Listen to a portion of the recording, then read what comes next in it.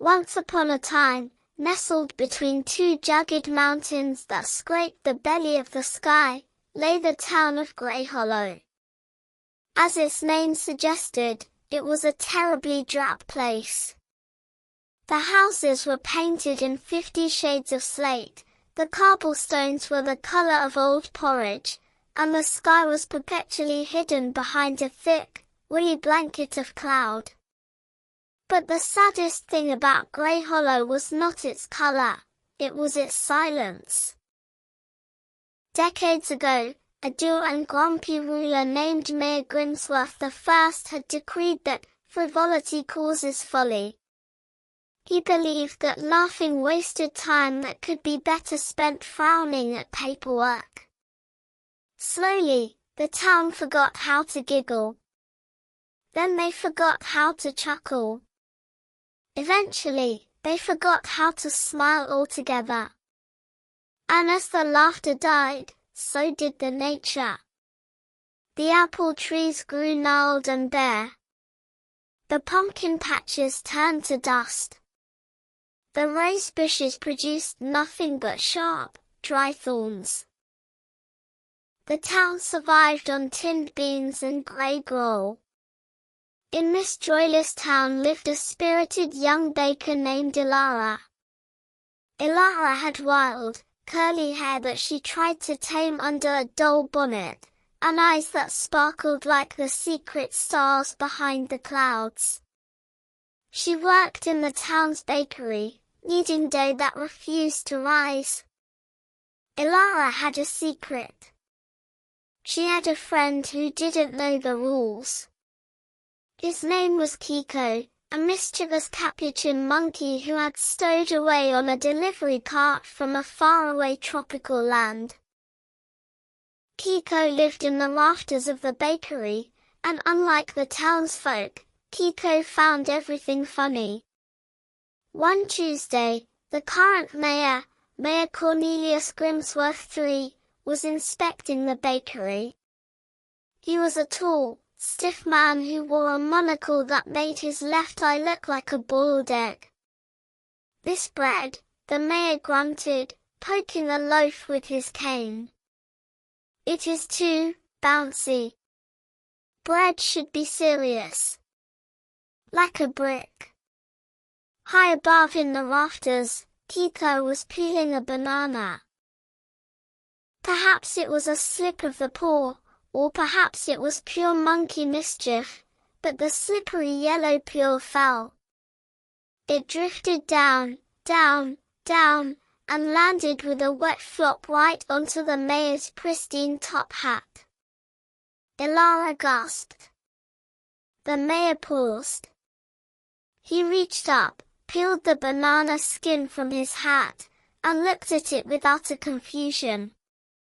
The sight of the serious mayor holding a banana peel like a rare artifact was too much. A tiny, high-pitched sound escaped Elara's lips. She slapped her hand over her mouth. But the bubble had burst. He. Ha ha. Elara burst into a loud, musical laugh. It was a sound Greyhollow hadn't heard in 50 years. The mayor turned purple with rage. "Cease this racket. What is that noise?" But before he could scold her, something miraculous happened. In the corner of the bakery stood a potted geranium that had been a dry stick for years. The moment Elara's laughter echoed off the walls, the stick shuddered. A tiny green leaf popped out. Then another. Then, with a soft pop, a vibrant pink flower bloomed, swirling open like a dancer's skirt. The mayor didn't notice the flower, but Elara did. Her eyes went wide. That evening, Elara gathered her two most trusted friends in the cellar, Mateo, a musician whose guitar had no strings, and Grandmother Yuna, the oldest resident of Greyhollow, who vaguely remembered a time before the silence. "I'm telling you," Elara whispered excitedly, "it was the laugh. The flower liked it." "Don't be daft, child," Grandmother Yuna croaked, though her eyes twinkled. "Plants need water and sunlight, not giggles." "We have made that," Mateo sighed, strumming the air. "Maybe they need something else. Maybe they're just bored." "Let's test it," Elara insisted. She pulled a withered potted tomato plant from the shadows. "Kiko, do something silly." Kiko chattered and did a backflip, landing clumsily on his head. Mateo smirked. "Ha!" A tiny green shoot appeared on the tomato plant. "Louder!" Elara encouraged. "Tell a joke, Mateo." Mateo thought for a moment. "Why did the scarecrow win an award?" Elara and Yuna leaned in. "Because he was outstanding in his field."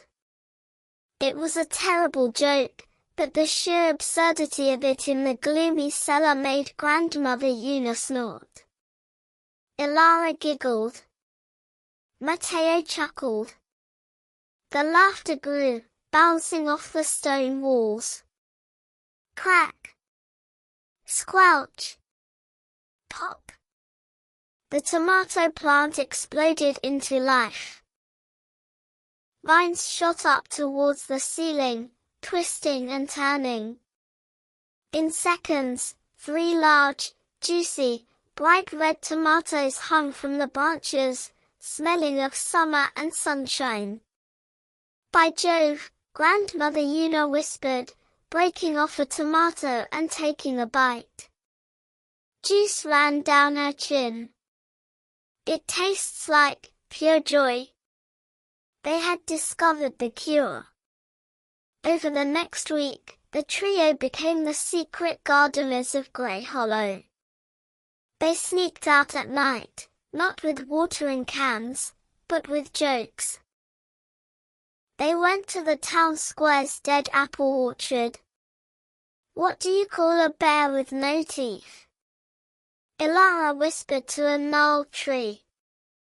"A gummy bear," Mateo answered. They laughed until their sides hurt. By morning, the orchard was heavy with shiny red apples. They went to the desolate park. Kiko danced a jig wearing a tiny waistcoat.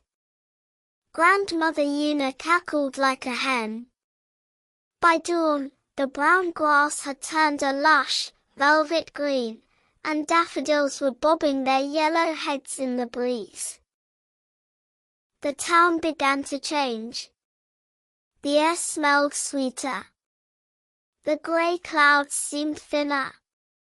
But Mayor Grimsworth noticed the change too, and he was suspicious. He saw people smiling as they ate the mysterious new fruit. He saw children looking happy. "This is rebellion," Grimsworth thundered from his balcony. "I declare a state of absolute seriousness. Anyone caught smiling will be sent to the dungeon of dullness." He announced that the annual Festival of Grey would be held the next day in the town square, where he would read the entire municipal tax code aloud to ensure everyone remained properly miserable. Elara, Mateo, and Yuna knew this was their chance. They couldn't hide in the shadows anymore. They needed the whole town to bloom. The day of the festival was suffocatingly grey. The townsfolk stood in rows, heads bowed. Mayor Grimsworth stood on a high wooden podium in the center of the square, which was surrounded by dead oak trees. Section 4, Paragraph B, the mayor droned on, his voice like a rusty saw. The prohibition of colored socks. Elara stepped forward from the crowd. She wore her grey cloak, but underneath, she had painted her apron in wild splashes of yellow and blue paint made from the magical berries. "Mr. Mayor," she shouted. The crowd gasped. The mayor looked down, adjusting his monocle. "Who dares interrupt the tax code?" "I do," Elara said, climbing onto the edge of the fountain. "Because I think you have something on your face." The mayor frowned. "I do not." "You do," Elara insisted. "It's a frown. And it's terribly out of fashion." Before the guards could grab her, Mateo popped up from behind a statue and started playing a lively tune on his guitar, which he had restrung with the strong vines of the laughter tomatoes. Twang! Swing! Then, Kiko the monkey swung down from a lamp post. But he wasn't just swinging, he was wearing a duplicate of the mayor's sash and monocle, mimicking the mayor's grumpy walk perfectly. He puffed out his chest and marched across the stage, tripping over his own tail. A small child in the front row giggled. Pop! A daisy pushed through the cobblestones. The mayor turned red. "Stop this! Arrest that monkey!" The guards ran towards Kiko, but Grandmother Yuna threw a basket of giggle berries onto the stage. As the berries splattered, they released a scent so sweet and funny that the guards started to sneeze. But they weren't normal sneezes. They were funny sneezes. Achoo whoop! The baker started to chuckle. Then the blacksmith let out a roaring belly laugh. The schoolteacher, who hadn't smiled in 20 years, started shaking with mirth. As the wave of laughter rolled through the crowd, the magic unleashed itself. Rumble! Crack! Bloom! The dead oak trees in the square didn't just grow leaves, they exploded into canopies of emerald green. The grey cobblestones were suddenly covered in a carpet of soft moss and wildflowers, bluebells, poppies, and buttercups. Vines of ivy raced up the sides of the grey buildings, bursting with purple flowers that smelled of vanilla. The grey clouds overhead began to swirl. The laughter was rising like warm steam, pushing the gloom away. A beam of golden sunlight, solid and warm, punched through the clouds and hit the mayor's podium. Mayor Grimsworth stood frozen. He looked at the chaos of color. He looked at the happy faces. He looked at Kiko, who was now offering him a perfectly ripe, golden mango that had just grown out of the podium's handrail. The mayor looked at the mango. It looked delicious. He looked at the crowd. They weren't mocking him. They were inviting him. Elara smiled at him. "Try it, sir. It tastes like a good joke." The mayor took a bite. The juice was sweet, tangy, and wonderful. His lips twitched. His moustache quivered. "It is rather good," he mumbled. Then, Kiko tickled the mayor's ear with a feather. The mayor snorted. Then he chuckled. Then, to the shock of everyone, Mayor Cornelius Grimsworth threw his head back and let out a laugh that sounded like a rusty gate finally swinging open. Boom! The moment the mayor laughed, the last of the grey clouds vanished. The sky turned a brilliant, impossible blue. A rainbow arched over the town, and fruit rained down gently from the trees, peaches, plums, pears, and apricots. From that day on, the town of Greyhollow was no more. They renamed it Blisswood. They never forgot the lesson Elara taught them. They learned that laughter wasn't just a sound, it was the water for their souls and the sun for their soil. Now, if you visit Blisswood, you will see the most gigantic pumpkins and the reddest apples in the world. But be warned, if you want to buy a loaf of bread from Elara's bakery, you won't pay with coins. You have to pay with a joke. And if it's a really good one, you might just get a muffin that makes you fly.